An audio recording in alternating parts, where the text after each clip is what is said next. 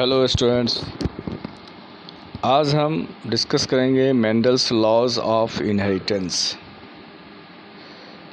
Mendel के आनुवंशिकता का नियम। It was during the mid 19th century that headway was made in the understanding of inheritance. Gregor Mendel conducted hybridization experiments on gardens pea for 7 years, 1856 to 1863, and proposed the laws of inheritance in living organisms. तो hybridisation experiment किया garden pea में 7 years तक और propose किया inheritance के नियम को living organism में। During Mendel's investigations into inheritance patterns, it was for the first time that statistical analysis and mathematical logic were applied to problems in biology. His experiments had a large sampling size, which gave greater credibility to the data that he collected. Also, the confirmation of his inferences from experiments on successive generation of his test plants proved that his results pointed to general rules of inheritance rather than being unsubstantiated ideas.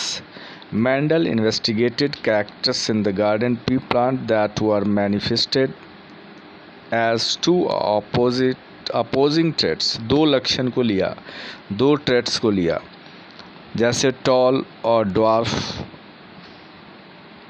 एक लंबा एक छोटा dwarf plants, yellow और green seeds.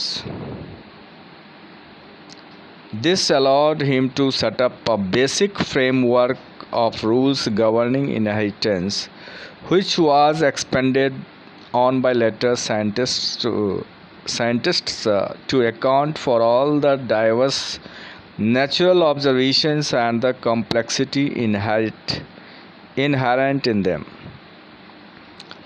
कैसे inherit होता है एक generation से दूसरे जनरेशन में, उसके लक्षण कैरेक्टर्स जाते हैं. Mendel conducted such artificial pollination, cross pollination experiments. Artificial और क्रॉस पॉलिनेशन को भी किया गया using several true breeding pea lines. A true breeding line is one that, having undergone continuous self pollination, shows the stable trait inheritance. Self pollination में उसके जो trait हैं, जो लक्षण है, वो इनहेरिट तो होता है लेकिन स्टेबल होता है. And expression for several generations. Mendel selected 14 true breeding pea plant varieties. 14 true breeding pea plant varieties को लिया गया as pairs which were similar except for one character with contrasting traits. और उसमें कंट्रास्टिंग जो है traits को रखा गया. Some of the contrasting traits selected were smooth और रिंकल्ड सीड्स. अब जैसे एक स्मूथ और रिंकल सीड्स को रखा गया, येलो और ग्रीन सीड्स को रखा गया, इनफ्लैटेड यानी फुल और कॉन्स्ट्रिक्टेड ग्रीन यानी पिचके हुए जो है, एक इनफ्लैटेड जो पूरा गोल आकार का, और एक कॉन्स्ट्रिक्टेड सिकुड़ा हुआ, और येलो पोट्स, और उसमें येलो पॉट्स भी रखा गया.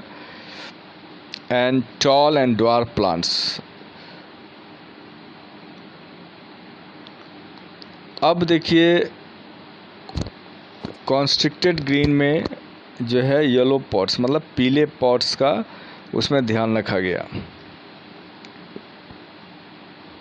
कैरेक्टर्स 7 टाइप्स के कैरेक्टर्स हैं। सबसे पहले स्टीम हाइट को अगर देखें तो टॉल और ड्वार्फ कंट्रास्टिंग ट्रेट्स है। फ्लावर कलर में वायलेट और वाइट हो गया। तीसरा जो है फ्लावर पोजीशन एक्सियल और टर्मिनल। एक्सियल और टर्मिनल। पॉड शेप अगर हम देखें तो इन्फ्लेटेड और कॉन्स्ट्रिक्टेड। पॉड कलर देखें तो ग्रीन और येलो। उसके बाद सीड शेप अगर देखें तो राउंड और रिंकल्ड।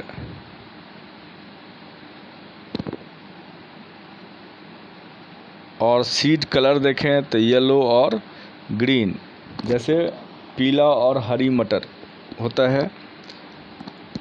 शेप में गोल और सिकुड़ा हुआ पिचका।